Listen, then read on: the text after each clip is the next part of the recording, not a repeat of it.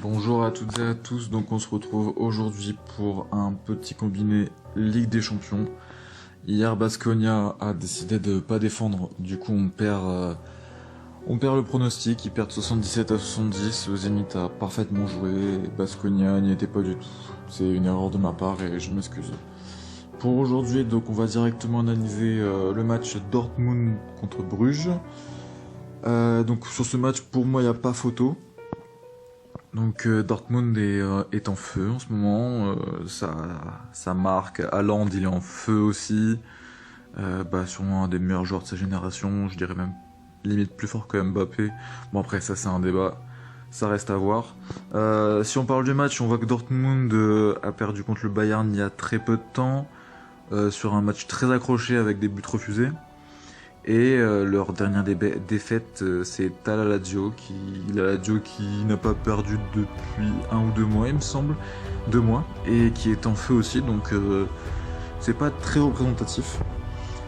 Ensuite, pour Bruges, bon, on voit que en Belgique, ils sont plutôt présents avec 2 dernières victoires. À domicile, ils ont pris 3-0 donc contre Dortmund. Ils ont enchaîné 2 nuls, un nul face à la Lazio. Donc au match aller, personnellement, je voyais pas Dortmund gagner 3-0. Je voyais quand même Bruges les accrocher. Mais quand on regarde au classement, Dortmund a vraiment besoin de gagner ce match. Tout comme Bruges, mais Bruges, ils visent sûrement la Ligue des Champions. Est-ce qu'ils vont pouvoir ? Je ne pense pas. Je pense pas que Bruges va essayer d'accrocher une victoire, mais plus un nul ici. Mais avec l'attaque de feu de Dortmund, pour moi c'est une victoire assurée de Dortmund qui garderont leur première place. Cette victoire est très importante pour la première place. Donc pour moi c'est Dortmund à 1,25. Ensuite on va passer sur le Dynamo Kiev contre Barcelone. Donc directement on va voir le point fort, c'est les absents. Donc deux gros cadres chez Dynamo Kiev, chez les Ukrainiens. Et à côté, on voit que Fati n'est pas là, Messi, Piqué, Umtiti, De Jong, Busquets, enfin quasiment le 11, dont Messi et Fati, les seuls qui marquent des buts en ce moment à Barcelone. Donc en plus, en ce moment à Barcelone, ça reste moyen. Ça gagne, mais leur jeu, j'apprécie pas trop. Ils ont perdu contre Atlético Madrid alors qu'ils n'avaient pas perdu depuis 20 matchs il me semble. À l'aller ils ont gagné que 2-1 alors qu'ils avaient l'équipe type contre Dynamo Kiev.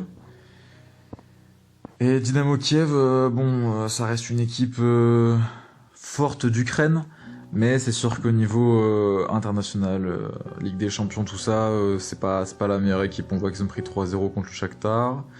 Ils vont faire 2-2 à Ferencvaros, je sais pas trop comment ça se prononce. Ils tiennent le match contre Juventus à domicile, ça reste une très grosse défense.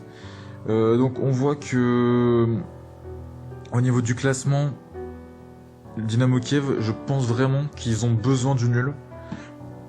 Parce que Ferencvaros, ils vont pas taper la Juve, je les vois pas taper la Juve.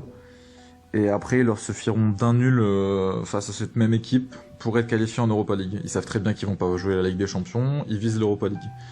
Donc ici, en voyant les absences de Barcelone, je vois clairement les Ukrainiens en bloc défensif et je vois vraiment pas beaucoup de buts. Donc je vais prendre le moins de 3,5 buts à 1,46, très belle cote. J'ai même hésité à prendre le moins de 2,5 buts.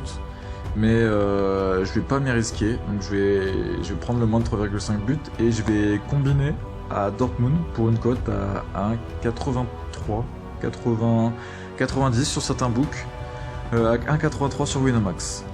Donc voilà, merci de m'avoir suivi et n'hésitez pas à lâcher un petit like, un commentaire. Allez, salut!